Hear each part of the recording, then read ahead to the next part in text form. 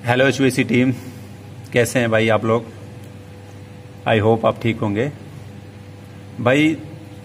जो आज मैं आपको ये बता रहा हूँ, जो गैसेस होती हैं यानी रेफ्रिजरेंट, अब बहुत सी आपने भी ये कई जगह फेसबुक अदरवाइज यूट्यूब जहाँ भी कुछ रहता है तो उसमें लोग एक्चुअल जो प्रेशर देते हैं कि हाँ यही प्रेशर होना चाहिए या इतने से इतना जो भी है। मैं एक बार अपनी तरफ से ये चीज़ आपके सामने क्लियर करता हूँ, मतलब कितना से कितना होना चाहिए, कौन सी गैस का कितना प्रेशर कब होता है और कैसे सैचुरेशन या उसका सक्शन डिस्चार्ज स्टैंडिंग मैं आपको इस वीडियो में आपको बताने की ट्राई करता हूँ। ठीक है, तो कौन सी गैस कैसे होती है ये भी मैं आपको शो करवा देता हूँ।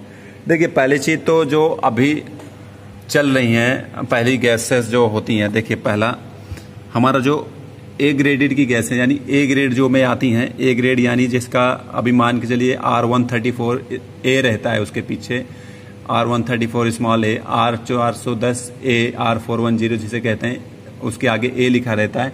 तो जिसके आगे अगर ए लिखा रहता है तो उसकी आइडेंटिफाई ये है कि यानी उसकी पहचान ये है कि जिस गैस के आगे ए लिखा है तो वो तो ना तो इंटॉक्सिकेटेड है, ना ही मतलब या तो वो ना ही जहरीली गैस है और ना ही उसके अंदर उस गैस में आग पकड़ेगी, यानी नो फ्लेमेबल, उसमें ना ही आग पकड़ सकती है और ना ही वो जहरीली है।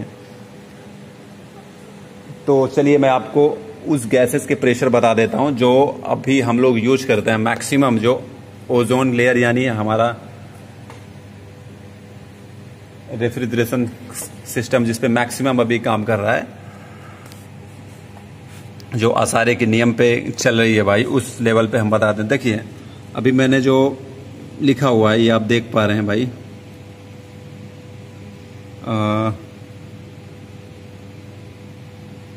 दिख रही है, देख लीजिए। ये मैंने लिखा हुआ है R134 स्मॉल ए। ठीक है, तो R134 स्मॉल पे R का मतलब होता है रेफ्रिजरेंट, 134 ए का मतलब होता है मैंने जो अभी बताया ए ग्रेड की गैसेस है। ना तो ये आग लगने वाली गैसेस हैं और ना ही इसमें कोई जो जहरीली गैस है, लेकिन फिर भी आपको इनसे सेफ्टियां जो बरतनी चाहिए। हर जो भी इनके टर्म्स एंड कंडीशन रहते हैं उस हिसाब से आपको रेफ्रिजरेशन लेवल पे काम करना चाहिए। ठीक है, देखिए इनका प्रेशर, सक्शन प्रेशर जो होता है 35 to 50 PSI। 35 ये जो तब होगा जब लो प्रेशर पे काम करेंगे। लो प्रेशर यानी अगर गैस मान के चलिए, अभी लोग कहते हैं कि मतलब अगर 35 वो देख लेंगे तो कहेंगे इसके अंदर गैस कम हो गई, तो ऐसा नहीं होता है कि हम 35 आ गई तो गैस, ये लो पे काम। लो पे मतलब ये होगा जब आपका एम्बियंट टेम्परेचर, एम्बियंट यानी जो चीज को वो ठंडा कर रही है उसका टेम्परेचर ही जो ऑलरेडी पहले से लो है, तो ये गैस भी अपने उसी तरह से काम करेगी जैसे ये इसको मतलब काम करना चाहिए। यानी लो, अगर कोई चीज़ हम खाने की चीज़ें अगर हम मान के चलिए फ्रिज में ही रखते हैं या अपने चिलर के अंदर जो हमारा पानी है वो ठंडा ही है पहले से, अगर वो उसको जो है वो गैस वापस से उसको ठंडा करेगा तो उसको जो कम मेहनत पड़ती है। अगर वो पानी हमारा पहले से गर्म है या वो खाना हमारा पहले से गर्म है तो गैस हमारी 50 PSI तक आएगी उसको ठंडा करने के लिए, यानी उसको जोर लगेगा।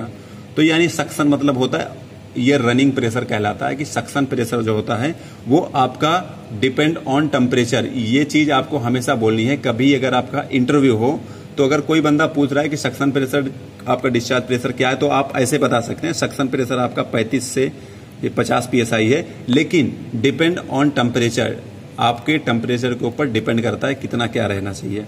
उसी तरह डिस्चार्ज है, डिस्चार्ज का भी 90 to 150 PSI है। ठीक है, 150 PSI, इसको अगर KPA में कन्वर्ट करेंगे तो मैं अभी आपको आगे चल के फार्मूला इसका ये बता दूंगा कैसे आपको कन्वर्ट करना है।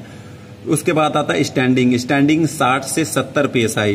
ये भी वही है कि अगर एम्बियंट टेम्परेचर आपका अप डाउन होता रहेगा, 30 डिग्री पे ये कुछ और बताएगा और 32 डिग्री पे सेल्सियस पे कुछ और बताएगा, तो ये आपको ध्यान रखना है।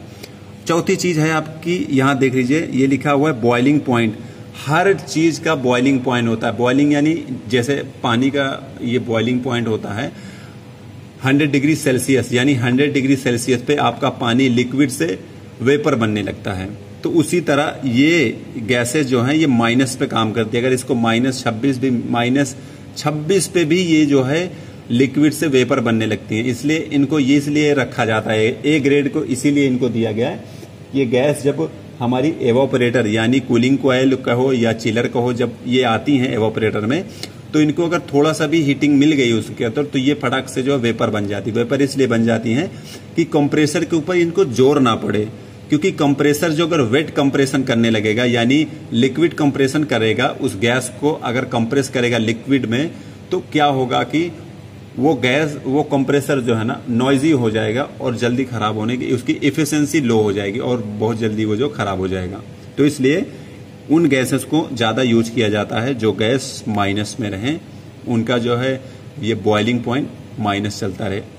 ठीक है, दूसरा गैस है देख लीजिए R22। R22 आपको पता होगा या नहीं होगा, R22 अभी जो बैन हो चुकी है ये गैस, तो इनको अभी जो रिप्लेस किया जा रहा है, इनकी जगह जो भी था R11 तो ऑलरेडी बैन हो चुकी है, R22 तो ये गैस हो चुकी है बैन, लेकिन जो भी मशीनें में है अभी वो रिसाइकिल होने के लिए वो निकाल दी जाएंगी वापस, फिर उसके बाद रिसाइकिल होके वो वापस आ जाएंगे। लेकिन जो उनका प्रेशर रहता है ये देख लीजिए आप, सक्शन प्रेशर 60 से 60 to 65 PSI। ठीक है, डिस्चार्ज प्रेशर 300 PSI से 350 PSI में। डिस्चार्ज प्रेशर आपको पता होगा कि जो डिस्चार्ज प्रेशर उसे कहते हैं जो कंप्रेसर डिस्चार्ज करता है कंडेंसर के लिए, उस लाइन को हम डिस्चार्ज प्रेशर कहते हैं। स्टैंडिंग प्रेशर वो होता है जब हमारा चाहे स्प्लिट एसी हो, चाहे फ्रिज हो आपकी, चाहे कोई भी रेफ्रिजरेशन डिपार्ट का हो, स्टैंडिंग मतलब होता है खड़ी मशीन पे जो हम उस प्रेशर को मेजर करते हैं, वो होता है स्टैंडिंग प्रेशर। R22 का बॉइलिंग पॉइंट जाता है -40 डिग्री सेल्सियस। ठीक है, इसका बॉइलिंग पॉइंट -40 डिग्री सेल्सियस है। आप ये जो तीसरा देख लीजिए R410 स्मॉल है, ये भी ए ग्रेडेड की गैसेस हैं। ठीक है, इसका सक्शन 120 से 125 PSI। कुछ लोग क्या करते हैं कि वो कहेंगे 130 गैस डाल दो, ज्यादा कूलिंग करेगा। अरे यार सिंपल सी बात है, अब तुम यार दो रोटी खाने वाले हो, अब तुमसे कोई कहे नहीं भाई 4 खा लो, तुम शाम तक भूखे नहीं रहोगे, यार वो चीज नुकसान कर जाएगी ना आपको। तो सिंपल सी बात है, ये चीज हमेशा याद रखना, जितनी उसके अंदर कैपेसिटी है, वो जो मशीन है अगर ओवर गैस डालेंगे वो जो है हर 10 मिनट बाद जो आता है ट्रिपिंग प्रॉब्लम, चाहे हमारा चिलर हो चाहे स्मॉल एसीज हो, उसमें जो ट्रिपिंग प्रॉब्लम आ जाएगी ओवरलोड की वजह से, ओवर हीटिंग हो जाएगी इसके अंदर। तो इसलिए जितनी कैपेसिटी है, जितने पे वो डिजाइन किया गया, आप उतना ही उसमें यूज कर सकते हैं। तो आप एक्स्ट्रा ना तो लो गैस डाल सकते हैं, ना ही एक्स्ट्रा गैस, जो उसमें है उतना डाल दीजिए। डिस्चार्ज प्रेशर इसका 400 से 450 PSI, स्टैंडिंग प्रेशर 250 PSI है इसका। बॉइलिंग पॉइंट इसका -48 डिग्री सेल्सियस। ये ए ग्रेड की ये हैं गैसेस। ठीक है, R32 का भाई ये गैस R410 की जो सिमिलरली है, अगर आप इसकी जगह इसको रिप्लेस करना चाहें तो बिल्कुल आप कर सकते हैं। R410 की जगह R32 या R32 की जगह R410। बस ये रहे कि आपको ठीक से वैक्यूम करना पड़ेगा, -28 जो होता है माइक्रोन पे, उसको आपको इस चीज को जो बेहतर तरीके से वैक्यूम करने के बाद ही आप किसी गैस को रिप्लेस कर सकते हैं। लेकिन फिर भी R410 की R32 की हम बात कर रहे हैं, तो R32 की जगह आप R410 डाल सकते हैं। R32 जो है ये डाइकिन वालों की सबसे फेवरेट पसंद है। R32 डाइकिन वाले आपको हमेशा यही गैस ऐड करके देंगे। पहली चीज यह है कि इनका GW रेट बहुत अच्छा है, यानी ये जो ग्लोबल वार्मिंग रेट जो रहता है इनका बहुत सही है, ना ये ज्यादा ग्लोबल वार्मिंग को इफेक्ट नहीं करती।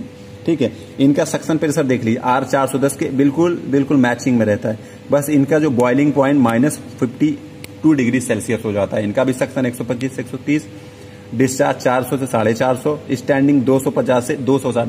थोड़ा सा जब मतलब सिमिलरली है, लेकिन थोड़ा सा फर्क रहता है। ठीक है, अब देख लीजिए, ये मैंने बताया KPA से अगर आपको PSI में कन्वर्ट करना है। देखिए कहीं कहीं आपको KPA में लेना रहता है, अगर आप चिलर पे काम कर रहे हैं तो कहीं कहीं डिस्प्ले पे आपको KPA में मिलेगा, यानी 600 KPA आपका डिस्चार्ज जा रहा है या 725 KPA आपका डिस्चार्ज जा रहा है। सक्शन प्रेशर आपका 250 KPA में जा रहा है, 240 KPA में जा रहा है। तो उसको अगर आपको कन्वर्ट करना है तो पहले KPA जो KPA है आपका उसको डालिए, यानी KPA मतलब किलो पास्कल, ये जो किलो पास्कल ग्राम होता है KPAG होता है किलो पास्कल ग्राम। फिर जो आपका 0.145 से आप इसको इंटू कर दीजिए, जो आएगा आपका वो PSI होगा। एक चीज और मैं बताऊंगा, जो लोग कहते हैं मतलब सक्शन प्रेशर, रनिंग प्रेशर या लो प्रेशर, कुछ में होता है कंफ्यूजन। देखिए, सक्शन प्रेशर के अदर नेम होते हैं। पहला है बैक प्रेशर को भी हम सक्शन प्रेशर ये चीज बोल सकते हैं, रनिंग प्रेशर को भी हम सक्शन प्रेशर बोल सकते हैं। लो साइड प्रेशर, लो साइड प्रेशर आपको पता है, लो साइड रेफ्रिजरेशन सिस्टम में लो साइड हाई साइड एरिया बनाया गया हो, तो लो साइड में आपका एक्सपेंशन एवापोरेटर आता है, हाई साइड में आपका कंडेंसर और कंप्रेसर आता है। तो लो साइड में यानी एवापोरेटर का प्रेशर ले रहे हैं, तो लो साइड प्रेशर इसको बोल सकते हैं सक्शन प्रेशर को, एवापोरेटर प्रेशर भी हम सक्शन प्रेशर को बोल सकते हैं। डिस्चार्ज प्रेशर, डिस्चार्ज प्रेशर के अदर नेम है भाई। डिस्चार्ज प्रेशर का नाम हाई साइड प्रेशर भी हम कह सकते हैं, कंडेंसिंग प्रेशर भी कह सकते हैं और हेड प्रेशर भी बोल सकते हैं उसको, ठीक है।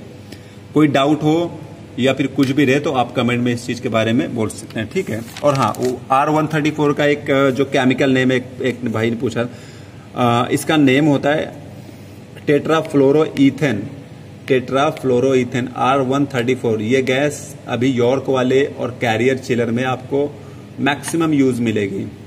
जितने सेंट्रीफ्यूगल टाइप चिलर मिलेंगे आपको मैक्सिमम यॉर्क वाले और कैरियर वाले R134 इस्तेमाल, क्योंकि इसका ग्रेड जो है बहुत अच्छा है। ओके, कुछ डाउट रहे भाई आप जरूर बताएं, ठीक है। Okay, thank you.